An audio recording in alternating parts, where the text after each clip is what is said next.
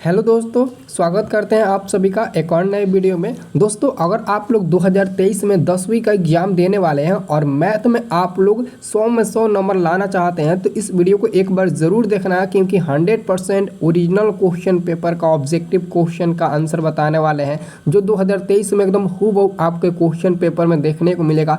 बस बिना कुछ समझे वीडियो को अंत तक देखो और एक एक क्वेश्चन को बारीकी से याद करो या फिर रट लो, ठीक है, वो आपके ऊपर डिपेंड करता है। तो चलिए हम आपका बिना टाइम गंवाए हम स्टार्ट करते हैं वीडियो। एक एक को अच्छे से समझना और अच्छे से याद करना। जो क्वेश्चन समझ में ना आए फिर से हमें कमेंट करना, ठीक है। तो जैसा कि यहाँ पर आपका पहला नंबर क्वेश्चन है, 144 के अभाज्य गुणनखंड में 2 के घातांक कितने होंगे। यानी कि 144 का आप लोगों को फैक्टर तोड़ना होगा। 144 का फैक्टर तोड़िएगा तो 7 और यहाँ पर 2 मिलेगा। फिर 2 से तोड़िएगा तो 36 मिलेगा। फिर 2 से तोड़िएगा तो 18 मिलेगा। फिर 18 को 2 से तोड़िएगा तो 9 मिलेगा। यानी कि इसके बाद 2 से नहीं कटेगा। तो 2 के कितने पावर हो गए? 1 2 3 4। यानी कि आंसर होगा सी नंबर। पहला का आंसर क्या होगा? C number. ऐसे ही आप लोग एग्जाम में भी आंसर देना ताकि आपका एक भी क्वेश्चन गलत ना हो, ठीक है। अब देखिए दूसरा नंबर क्वेश्चन है, निम्नलिखित में कौन सा अपरिमेय संख्या है। निम्नलिखित में कौन सा अपरिमेय संख्या। अपरिमेय संख्या का मतलब हुआ कि कोई संख्या रूट में नहीं होना चाहिए, यानी कि वो परिमेय होगा, ठीक है। तो अपरिमेय संख्या कौन है? तो यहाँ पर आप लोग देख सकते हैं, ये जो बी नंबर है ना, रूट 10 का वर्गमूल निकलेगा तो 10 होगा, ये परिमेय संख्या हो जाएगा। 4 का भी वर्गमूल निकलेगा 2, ये भी परिमेय संख्या हो जाएगा। रूट 16 का वर्गमूल 4 और रूट 25 का 5, तो दोनों को ऐड करिएगा तो 9 मिलेगा, ये भी परिमेय होगा। लेकिन जो ऑप्शन नंबर ए में दिया रूट 17, इसका वर्गमूल नहीं निकलेगा, ये अंदर रूट में है, तो ये अपरिमेय संख्या होगा। तो आंसर आप लोग ए नंबर पर टिक लगाना, ठीक है। अब देखिए जी तीसरा नंबर क्वेश्चन। तीसरा नंबर क्वेश्चन है, निम्नलिखित में कौन सा अभाज्य संख्या है। तो अभाज्य संख्या हम लोग किसे बोलेंगे? जो संख्या अपने आप के अंक से ही केवल कटे, दूसरे अंक से न कटे, उसे अभाज्य संख्या कहते हैं। जैसे कि 41 हो गया, 41 या तो 41 से कटेगा या फिर 1 से कटेगा, तो एक तो मायने नहीं रहता है। अगर 41 के अलावा और भी किसी संख्या से कट जाएगा तो ये अभाज्य नहीं होगा, लेकिन नहीं कटेगा, देख लेना, देख लो आप। 41 किसी के पढ़े में आता है? नहीं आता, इसलिए यह क्या होगा? अभाज्य संख्या हो जाएगा, ठीक है। और दोस्तों, जो भी स्टूडेंट चैनल पर पहली बार आए हैं ना, डिस्क्रिप्शन में हम व्हाट्सअप ग्रुप का लिंक दिए हैं, आप लोग व्हाट्सअप ग्रुप जल्द से जल्द ज्वाइन कर ले, ठीक है। जल्द से जल्द आप लोग व्हाट्सअप ग्रुप ज्वाइन कर लेना। अगला क्वेश्चन है 4 नंबर, 2 लगातार संख्याओं का मौसा है। 2 लगातार संख्याओं का मौसा मतलब कि कोई भी 2 संख्या ले लीजिए, लगातार 2 संख्या। अब ये नहीं कह रहा है कि सम संख्या लीजिए या फिर विषम संख्या लीजिए, कोई भी 2 लगातार संख्या लीजिएगा, उसका आप लोग क्या लिख लीजिएगा, मतलब मौसा निकालिएगा तो 1 मिलेगा। कैसे मिलेगा? अगर सम संख्या कहता तो 2 मिलता है, लेकिन सम संख्या नहीं कह रहा, लगातार 2 संख्या या सम विषम भी ले सकते हैं, 2 3 या फिर 3 4 या फिर 7 8, कोई भी 2 संख्या लगातार लीजिए, चाहे शुरुआत या फिर लास्ट ही 2 संख्या लीजिए और उसका एचसीएफ निकालिए, यानी कि मौसा निकालिए, 1 मिलेगा, ठीक है। अब देखिए जी 5 नंबर क्वेश्चन कह रहा है ना, निम्नलिखित में कौन सा परिमेय संख्या है। निम्नलिखित में कौन सा परिमेय संख्या है? तो देखिए जी 5 का करेक्ट आंसर होगा। परिमेय संख्या पूछा है तो ये तो रूट में है, रूट 5 भले ही एक बाहर है, लेकिन उससे उसके जोगफल से जुड़ा हुआ है, इसलिए अपरिमेय होगा। रूट 32 का भी वर्गमूल निकालिएगा तो 4 रूट 2 मिलेगा, ये भी मतलब रूट 2 में है, इसलिए भी अपरिमेय होगा। और ये 1 0 से 1 0 कटेगा, फिर 5 से 50 10 बार में कटेगा, यानी कि 1 और अंदर रूट 1/10, ये भी एक अपरिमेय संख्या होगा। लेकिन ये देखिए 1 का वर्गमूल 1 निकल जाएगा, 144 का 12 निकल जाएगा, तो ये रूट से बाहर हो गया और पूर्णांक में भी हमको मिल गया, तो एक्चुअली में आपका परिमेय संख्या हो जाएगा। तो आप लोग बिना कुछ सोचे समझे ऑप्शन नंबर ए पर टिक लगा देना, बिना कुछ समझे समझे नहीं, बल्कि आप समझ कर टिक लगाइए, ठीक है। चलिए अब देखिए अगला क्वेश्चन है 6 नंबर। 6 नंबर क्वेश्चन बताने से पहले, कितने ऐसे स्टूडेंट हैं जो अपने पापा को रियल हीरो मानते हैं? अपना कमेंट में नाम ज़रूर हमें बताना। देखते हैं कितने ऐसे स्टूडेंट हैं जो अपने पापा को दुनिया के सबसे बड़े हीरो मानते हैं, ठीक है। अब देखिए 6 नंबर प्रश्न है आपका, किसी पूर्णांक p के लिए प्रत्येक सम संख्या का रूप है। देखिए इसमें बहुत लड़के कंफ्यूज हो जाएंगे और क्वेश्चन ही देकर छोड़ देंगे, लेकिन ये सबसे सिंपल क्वेश्चन है। कह रहा है कि किसी पूर्णांक p के लिए प्रत्येक सम पूर्णांक का रूप है, यानी कि आप p के जगह पर 1 रखिए, p के जगह पर 1 नहीं, हाँ 1 रखिए और 1 रख के देखिए कि लगातार वो सम संख्या आ रहा है कि नहीं। तो ऑप्शन नंबर डी को गौर से देखिए, अगर p के जगह पर 1 रखेंगे तो 2 मिलेगा, अगर 2 रखते हैं तो 4 मिलेगा, 3 रखते हैं तो 6 मिलेगा, 4 रखते हैं तो 8 मिलेगा, यानी कि लगातार वो सम संख्या मिल रहा है। बाकी सब में देखिए किसी में विषम मिलेगा तो किसी में सम विषम मिलेगा तो किसी में केवल सम विषम ही मिलेगा, लेकिन ऑप्शन नंबर डी में केवल आपको सम संख्या ही मिलेंगे पी के जगह पर 1 रखने पर। तो यही आपका करेक्ट आंसर हो जाएगा, देख लेना। अब देखिए अगला क्वेश्चन है, अगला क्वेश्चन का आ रहा है जी 7 नंबर, निम्नलिखित में किसका दशमलव प्रसार शांत है, किसका दशमलव प्रसार शांत है। देखिए कोई भी संख्या दिया हो पूर्णांक में, नीचे वाला का जो हर होता है उसका फैक्टर तोड़ा जाता है। अगर वो 2 और 5 के पावर के रूप में आ गया तो शांत होगा, लेकिन अगर नहीं आया तो वो अशांत होगा। तो कह रहा है कि कौन अशांत है, तो हमको लगता है कि ये 50 इसको फैक्टर तोड़ोगे तो 2 और 5 के रूप में मिल जाएगा। एक्चुअल में ये भी मिल जाएगा, डी नंबर भी मिल जाएगा, सी नंबर भी मिल जाएगा, लेकिन 243 ये जो दिया है ना बी नंबर वाला 39/243 ये आपको नहीं मिल पाएगा 2 और 5 के पावर के रूप में, इसलिए ये अशांत हो जाएगा। अगर मिल गया तो शांत हो गया। देखिए तो ये आपका डी नंबर वाला, सी नंबर वाला, ए नंबर वाला ये सब शांत है, लेकिन ये जो डी नंबर है ना वो अशांत है। तो हमारा आंसर क्या होगा, बी नंबर, क्योंकि कह रहा है कि कौन अशांत है। ठीक है, कंफ्यूज मत होइएगा। ठीक है, अब देखिए जी अगला क्वेश्चन है 8 नंबर। 8 नंबर क्वेश्चन का आ रहा है कि बहुपद y 5y² - 14y + 8 के शून्यकों का योग होगा। शून्यकों का योग पूछ रहा है क्या होगा जी। देखिए शून्यकों का योग मैं आपको बता देता हूँ, शून्यकों का योग कभी कभी x² के रूप में भी दे दे, उससे कोई बात नहीं है, क्योंकि चर मान होना चाहिए। जैसे कि y चर मान है, x चर मान है, z चर मान है, ये सब चर मान है। तो यहाँ पर x शून्यकों का योग होता है x plus alpha plus beta is equal to -b/a। तो अब समीकरण से आप बहुपद से b का मान क्या निकलेगा, a का मान मिलेगा 5 और b का मान मिलेगा -14, c का मान मिलेगा 8। तो b का मान माइनस ऑलरेडी माइनस b में माइनस है और b का मान ऑलरेडी यहाँ पर -14 है और a का मान कितना 5। तो माइनस माइनस प्लस हो गया और 14/5 मिल गया आपका आंसर। तो देखिए कहीं है 14/5 आंसर सी नंबर में दिया है। श्योर आप लोग होकर आंसर दीजिएगा, गलती नहीं होगा। ठीक है, अब देखिए जी अगला क्वेश्चन आ रहा है, ये क्वेश्चन काफ़ी इंपॉर्टेंट है। एक अशून्य परिमेय और एक अशून्य परिमेय और अपरिमेय संख्याओं का गुणनफल होगा। मैंने आपको अभी एक क्वेश्चन बताया था, जैसे कि √32 है, √32 को मैंने अपरिमेय साबित किया था। तो अपरिमेय कैसे मैंने साबित किया था, इसका फैक्टर तोड़ोगे तो क्या मिलेगा, √32 का अगर आप लोग फैक्टर तोड़ते हो तो क्या मिलेगा, 4√2 मिलेगा। और 4√2 में देखिए ये जो 4 है ना, ये आपको परिमेय संख्या दिखाई दे रहा है, लेकिन उसके जस्ट बगल में जो चिपका हुआ है √2 यह एक अपरिमेय संख्या है। अगर दोनों को आपस में गुणा करेंगे तो 4√2 मिलेगा। और 4√2 क्या है, एक अपरिमेय संख्या है। क्यों, क्योंकि इसमें एक रूट है, एक भी रूट रहेगा तो अपरिमेय संख्या होगा। वही क्वेश्चन कह रहा है कि एक परिमेय तथा एक अपरिमेय संख्याओं का गुणनफल का मतलब होता है गुणा। तो मान लेते हैं कि कोई संख्या एक परिमेय ले लेते हैं 4 और कोई संख्या ले लेते हैं जो अपरिमेय होगा √2, इन दोनों को गुणा करेंगे तो 4√2 मिलेगा। तो क्या 4√2 परिमेय है या फिर अपरिमेय, अपरिमेय है। देखिए हमेशा यहाँ पर लिखा है बी नंबर में हमेशा अपरिमेय संख्या होगा, तो बिल्कुल आंसर आपका यही सही है। ठीक है, ऐसे एग्जाम में आपका क्वेश्चन आएंगे, कन्फ्यूज आप लोग मत होइएगा। और जो लोग वीडियो को लाइक नहीं किए वीडियो को प्लीज़ लाइक कर दीजिए। तो आप लोग अब देखिए 10 नंबर क्वेश्चन है, बहुपद x² - 11 का शून्यक होंगे। बहुत लोग क्या करेंगे 11, -11 पर टिक लगा देंगे ऑप्शन नंबर ए नंबर पर, लेकिन 100% ये गलती हो जाएगा। देखो इसको कैसे बनाना है। ठीक है, ये जो आपको क्वेश्चन दिया ना x² - 11 आप इक्वल टू में 0 ले लीजिए। जब आप x² 11 को उधर भेजिएगा तो माइनस है तो प्लस में 11 हो जाएगा। अगर आप स्क्वायर हटाएंगे x पर से, x का जो पावर है उसको हटाएंगे तो ये जो 11 है ना वो रूट में चला जाएगा, वो भी प्लस माइनस के साथ। तो x बराबर 2 मान मिलेगा, एक प्लस में √11 मिलेगा और एक कमा देकर माइनस में √11 मिलेगा। तो देख लीजिए यहाँ पर जो हम आंसर निकाले हैं प्लस में √11 और कमा माइनस में √11 ऑप्शन में कहीं है। गौर से देखिए ऑप्शन नंबर सी में एक तो प्लस में √11 है और एक तो माइनस में √11 यानी कि माइनस √11 है। तो आपका आंसर क्या होगा, यही वाला होगा ना। चलिए वेरी गुड। अब देखिए अगला क्वेश्चन है 11 नंबर। 11 नंबर क्वेश्चन है जी, निम्नलिखित में से किस द्विघात बहुपद के शून्यकों का योग -4 तथा गुणनफल -5 है। आपका निम्नलिखित में किस द्विघात बहुपद के शून्यकों का योग -4 तथा गुणनफल -5 है। तो देखिए मैं आपको एक बात बता देता हूँ, कह रहा है कि द्विघात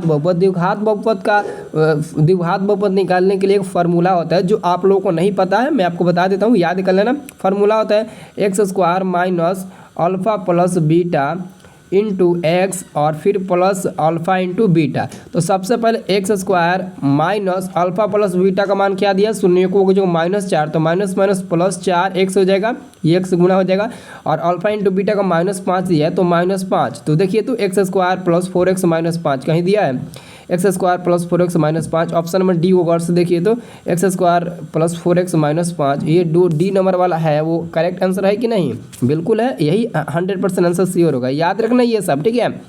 अब देखिए जी अगला क्वेश्चन है 12 नंबर प्रश्न कह रहा है कि यदि x² माइनस के एक्स प्लस 8 के शून्यकों का योग 6 है तो k का मान क्या होगा। तो देखिए इसमें चिंता करने की बात नहीं है कि k का मान पूछा है तो कैसे निकालेंगे। सबसे पहले इस वाले मतलब कि टॉपिक को आप लोग हल करो, ठीक है।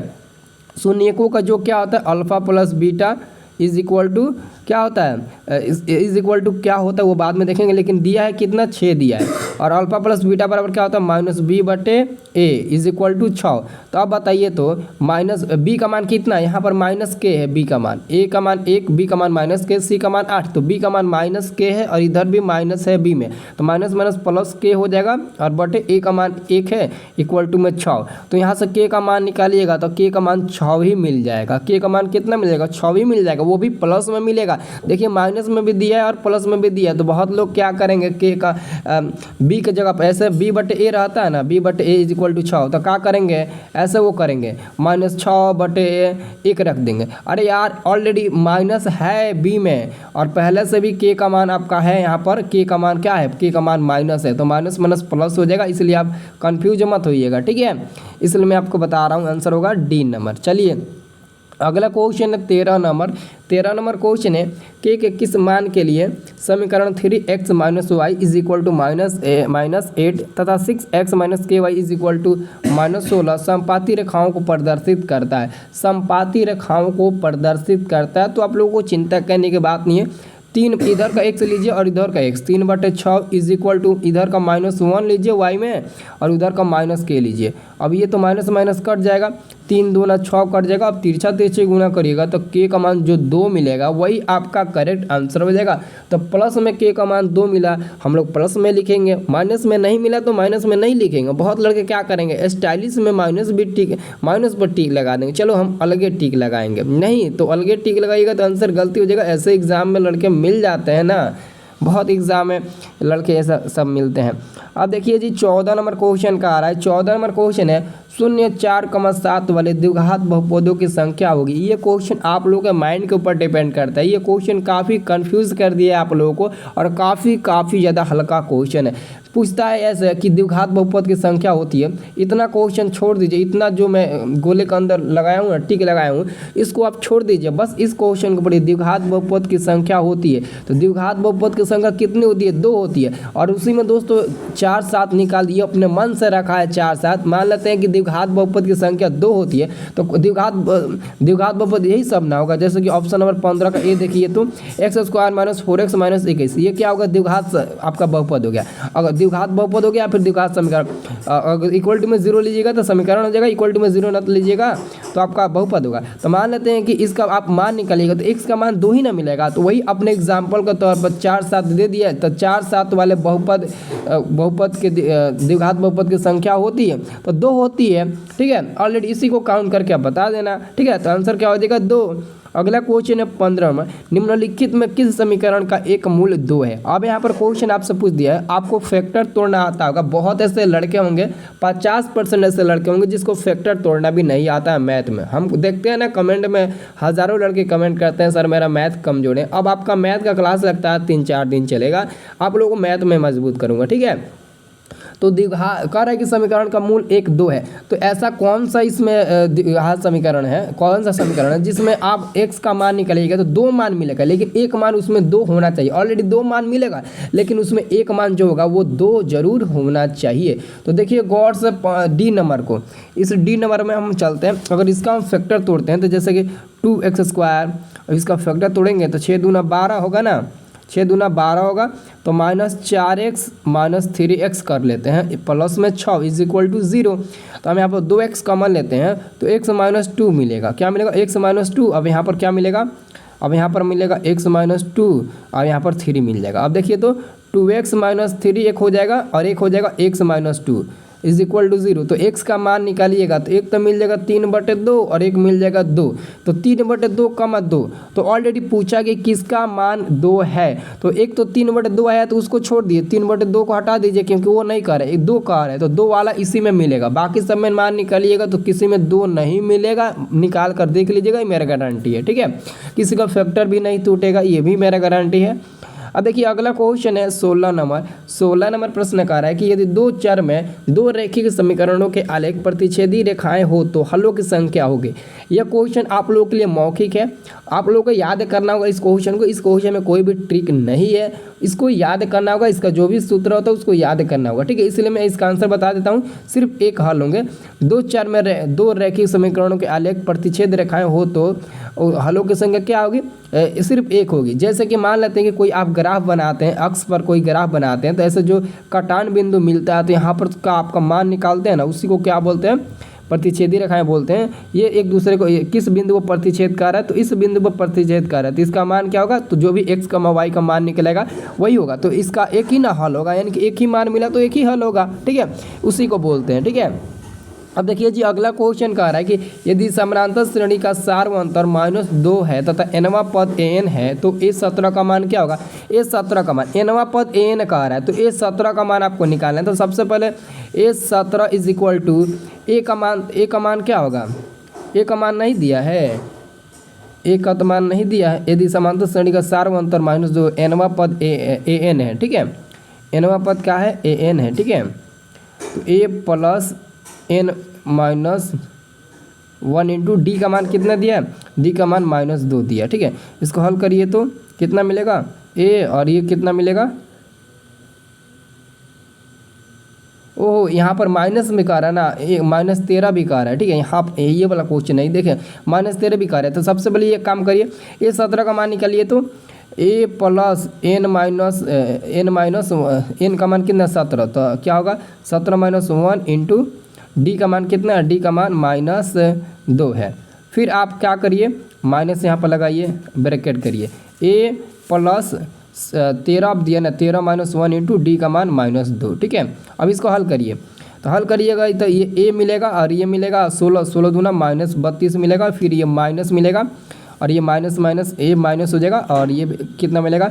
12 दूना -24 +24 हो जाएगा। ठीक है, तो -a + a कट जाएगा, तो -32 में से 24 कटेगा तो -8 मिलेगा, जो आपको ऑप्शन नंबर डी में देखने को मिल जाएगा। तो बिना गलती की आप लोग आंसर डी नंबर पर टिक लगा देना, 17 का आंसर डी नंबर पर टिक लगा देना, गलती नहीं होगा। ठीक है, अब क्वेश्चन कर रहा है 18 नंबर, इसको समझने वाली है या क्वेश्चन समझने वाली है। देखिए कोई भी क्वेश्चन आपको नहीं समझ में आ रहा है तो आपसे रिक्वेस्ट है कि आप उस क्वेश्चन को बताइए। व्हाट्सअप ग्रुप काहे लिए बोले हैं, व्हाट्सअप ग्रुप काहे लिए बनाए हैं कि आप लोगों को कोई क्वेश्चन समझ में ना आए तो उसका वो वाला क्वेश्चन आप कमेंट कर दीजिएगा, सर ये वाला मेरे को समझ में नहीं है, उसका सोल्यूशन आपको हम व्हाट्सअप पर भेज देंगे। कोई दिक्कत है? इसलिए तो मैं आप लोगों के लिए व्हाट्सअप ग्रुप बनाए, और ना ही क्वेश्चन पूछने के लिए आपसे मैं पैसा ले रहा हूँ, बल्कि आप ही लोगों के लिए मैं मेहनत करा रहा हूँ ताकि आप एग्जाम में अच्छे से अच्छे मार्क्स ला सके। ठीक है, तो 18 नंबर क्वेश्चन है, यदि समीकरण bx² + ax + c = 0 का मूल समान हो तो c का मान क्या होगा? तो यहीं पर आपको कन्फ्यूज़न कर देगा। सबसे पहले यहाँ से आप a का मान निकालिएगा तो a बराबर b मिलेगा और b बराबर क्या मिलेगा? a मिलेगा, c बराबर c मिलेगा, उल्टा कर दिया। तो कह रहा है कि का मूल समान है। ठीक है, का मूल समान है तो c का मान क्या होगा? कह रहा है कि मूल समान है तो c का मान क्या होगा? तो यहाँ पर आपको क्या बना, देखिए जब मतलब कि ऐसे होता है, एक मिनट, जब ऐसा डायरेक्ट होता है ax² +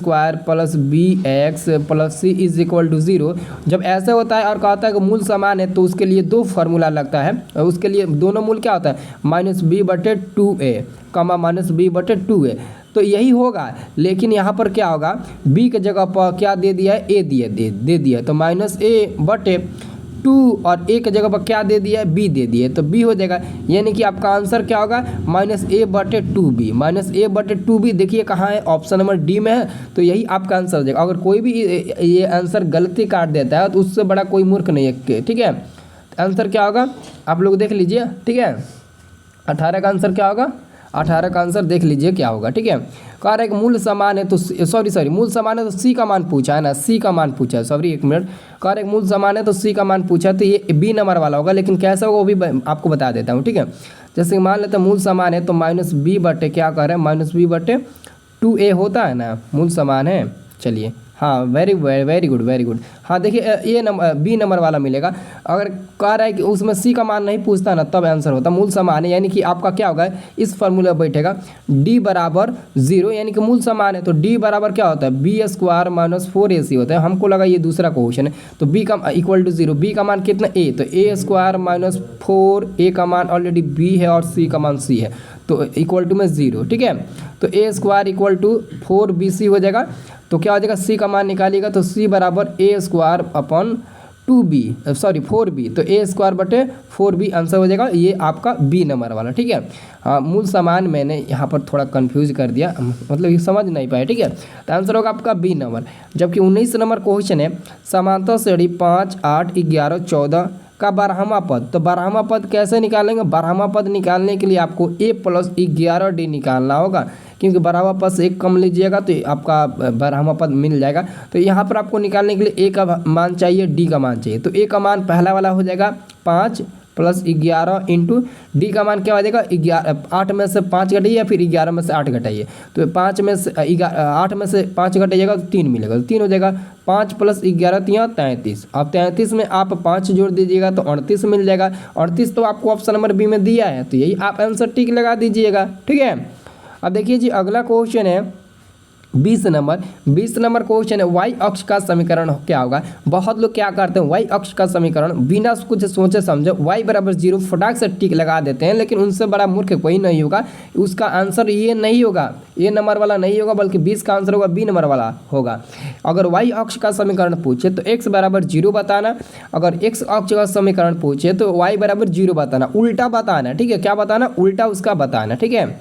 अब देखिए अगला क्वेश्चन कह रहा है कि समांतर श्रेणी 25, 20, 15 का कौन सा पद प्रथम ऋणात्मक पद होगा, कौन सा पद प्रथम ऋणात्मक पद होगा, ठीक है। तो आपको सबसे पहले आपको n का मान निकालना होगा, लेकिन n का मान कैसे निकालिएगा ये भी तो सोचने वाली बात है। तो n का मान निकालना कोई भारी चीज़ नहीं है। a का तो मान ऑलरेडी आपको दे दिया है 25, ठीक है। डी का भी मान दे दिया, 20 में से 25 घटेगा -5, ठीक है। एन का मान नहीं दिया, ठीक है। क्या नहीं दिया?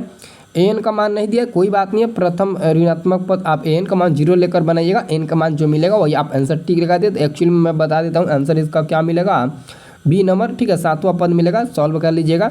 अब देखिए अगला क्वेश्चन पूछ रहा है कि 22 नंबर निम्नलिखित में कौन समांतर श्रेणी में है। आपसे ये क्वेश्चन पूछ रहा है कि आप लोग क्या बता सकते हैं कि कौन है जो समांतर श्रेणी में है। तो समांतर श्रेणी में हमको लगता है कि 22 का ये जो 22 नंबर है ना, इसका आंसर होगा, देख लीजिए इसका आंसर क्या होगा। समांतर श्रेणी में, और सॉरी कह रहा है कि समांतर श्रेणी में नहीं है। देखिए ऐसा ही जब मैं कंफ्यूज हो जा रहा हूँ तो आप लोग भी एग्जाम में तो आप तो जरूर कंफ्यूज हो जाएंगे। यहाँ पर क्वेश्चन कह रहा है कि निम्नलिखित में कौन सा समांतर श्रेणी में नहीं है कह रहा है। तो देखिए ऑप्शन नंबर ए, देखिए ये आपका समांतर श्रेणी में है, बी नंबर वाला भी है, डी नंबर वाला भी है, लेकिन ये जो आपको सी नंबर में दिखाई दे रहा है ये आपको समांतर श्रेणी में नहीं मिलेगा, यानी कि एपी में नहीं है, एपी में नहीं है। तो इसलिए आप आंसर टिक लगाइएगा ऑप्शन नंबर सी पर, ठीक है। बाकी ए बी डी है, लेकिन ऑप्शन नंबर सी नहीं है, ठीक है। अगला क्वेश्चन है 23 नंबर, एक्स अक्ष से बिंदु Q यानी कि 3,6 की दूरी क्या होगा। तो एक्स अक्ष से, ठीक है, तो उसमें कोई बड़ी बात नहीं है। एक्स अक्ष से कह रहा है तो एक्स अक्ष को छोड़ दीजिए। अभी मैंने आपको बोला ना कि एक्स अक्ष का समीकरण क्या होता है, तो y बराबर 0, यानी कि y वाला मान लेते हैं। तो एक्स अक्ष पर कह रहा है तो y वाला मान लेंगे, यानी कि 6, तो 6 भी इकाई हो जाएगा। अगर y अक्ष पूछेगा तो x वाला y अक्ष पूछेगा तो y वाला छोड़ देंगे, x वाला ले लेंगे 3, लेकिन x अक्ष पूछा है तो y वाला वैल्यू हम लोग निकालेंगे, यानी कि 6, ऑप्शन नंबर बी। कोई गलती तो नहीं होगा, समझ रहे हैं ना, समझ रहे हैं कि नहीं। मूल बिंदु की दूरी पूछा है ना, तो क्या होगा, समझ रहे हैं ना। बहुत लोग क्या करेंगे, 3 का स्क्वायर 9 कर देंगे, 6 को 36 कर देंगे, इसको फैक्टर तोड़ेंगे क्या होगा, 9 × 5 = 45 हो जाएगा, और इसका फैक्टर तोड़ेंगे तो 45 मिल जाएगा, यानी कि 3√5 मिल जाएगा। ठीक है, तो एक्स अक्ष से कह रहा है कि एक्स अक्ष से बिंदु 3,6 की दूरी होगा। इसका आंसर ये डी नंबर वाला कब होगा, जब कहेगा मूल बिंदु से दूरी इतना इतना की है, उसका लिए इसका आंसर मिलेगा ये डी नंबर वाला। इसलिए बहुत लोग क्या करेंगे कि देखिए दोनों तो मैच कर रहा है, इसलिए आंसर डी पर टिक लगा देंगे, लेकिन ये आप लोगों के समझ के ऊपर बाहर है। ठीक है, समझ के बाहर है। अब देखिए अगला क्वेश्चन है 24 नंबर, बिंदु 4.5, 6.5 किस पाद में स्थित है। तो हमको ये नहीं देखना है कि दशमलव का है, दशमलव का मतलब क्या हुआ, दशमलव दिया तो क्या करें। अरे यार हमको देखना है कि इसमें चिन्ह का है, यानी कि इसमें साइन का, किस साइन का प्रयोग किया गया है। तो 4.5 में भी प्लस छुपा हुआ है, 6.5 में भी प्लस छुपा हुआ है। तो प्लस प्लस पहला घर में होता है, सबको पता है, यानी कि प्रथम पाद में होगा, ये तो सबको पता है, बताने वाली चीज़ें नहीं है। ठीक है, अब देखिए अगला क्वेश्चन है 25 नंबर। 25 नंबर क्वेश्चन है आपका, बिंदु ए 3, -4 और बी 1, 2 को मिलाने वाली रेखाखंड के मध्य बिंदु का नियामक। तो मध्य बिंदु का नियामक हम कैसे निकालते हैं, तो दोनों बिंदु का पहला जोड़कर 2 से भाग दीजिए। ए बिंदु का पहला है 3 और प्लस बी बिंदु का पहला क्या है 1, दोनों को जोड़कर 2 से भाग दीजिए। फिर दोनों का दूसरा जोड़िए, -4 + 2/2 से भाग दीजिए। तो ये क्या मिलेगा, 3 1 4, 4 को 2 से भाग दीजिएगा 2 मिल जाएगा। -4 में से +2 घटेगा तो -2 को 2 से भाग दीजिएगा तो -1 मिल जाएगा, यानी कि 2, -1 आपका फाइनली आंसर मिला। तो 2, -1 ढूंढिए, तो ऑप्शन नंबर सी में आपको मिल रहा है कि नहीं, ऑप्शन नंबर सी में। तो आप लोग किस पर टिक लगाइएगा, सी नंबर पर। किस पर, सी नंबर पर। Very good. अब देखिए एक और क्वेश्चन है, अंतिम क्वेश्चन, क्योंकि ज़्यादा समय हो गया क्वेश्चन समझाने में, भले ही समय क्यों ना लगे, आप लोग इस समय थोड़ा मेहनत करिए। ठीक है, तो मेहनत करिए और अच्छा रिजल्ट आपका आएगा। ठीक है, तो ज़्यादा क्वेश्चन नहीं बता पाए, इसका अगले वाले वीडियो में जब लाइव आएंगे ना शाम को 6:30 बजे, उस समय हम आपको बताएंगे बहुत ज़्यादा क्वेश्चन। ठीक है, 26 नंबर क्वेश्चन कह रहा है कि मूल बिंदु से P -1, -B की दूरी। अब यहाँ से मूल बिंदु का निकालना है, तो मूल बिंदु O का ले लीजिए 0, अब 0, अब P का मान दिया -A, -B। ऑलरेडी मूल बिंदु से नियामक ज्ञात करने के लिए एक सूत्र होता है x² + y² डायरेक्ट। तो A का -A का स्क्वायर A² हो जाएगा, प्लस -B का स्क्वायर B² हो जाएगा डायरेक्ट, ये अंदर रूट में ही रह जाएगा। तो इसमें कोई चेंजिंग नहीं होगा, डायरेक्ट इसका आंसर यही हो जाएगा। ठीक, इसका तो फैक्टर तोड़िएगा नहीं इसका वर्गमूल निकलेगा, तो आंसर तो वैसा ही का वैसा ही रह जाएगा। तो आंसर क्या हो जाएगा जी, आपका ये नंबर वाला करेक्ट आंसर आ जाएगा। तो बताइए तो कितने ऐसे स्टूडेंट है जिसको ये वीडियो काफ़ी पसंद आया है और काफ़ी इस वीडियो से सीख मिली है, उनको मैथ में कुछ ना कुछ सीख मिली है। कितने ऐसे स्टूडेंट है, अपना नाम कमेंट करके ज़रूर बताइएगा। और मैंने बोला है कि कितने लोग अपने पापा को रियल हीरो मानते हैं, प्लीज़ आप लोग कमेंट जरूर करिएगा, क्योंकि आजकल जो आपके एग्ज़ाम है, एग्ज़ाम में बहुत कम समय बचा हुआ है, इसलिए जब भी पढ़ाई करिएगा अपना माता पिता का नाम लेकर पढ़ाई करिएगा, कुछ ना कुछ आपको सीख मिलेगी। ठीक है, रिजल्ट अच्छा बनेगा, मेरा पूरा विश्वास है, और आप लोग अच्छे से पढ़ेंगे ये भी मेरा पूरा विश्वास है। तो अच्छे से पढ़िए, जो भी क्वेश्चन नहीं बनता है कमेंट करके बताइएगा, ग्रुप में उसको बनाकर शेयर कर देंगे हम लोग, क्योंकि एग्ज़ाम नज़दीक आ रहे हैं तो थोड़ा मेहनत करना ही पड़ेगा। ठीक है।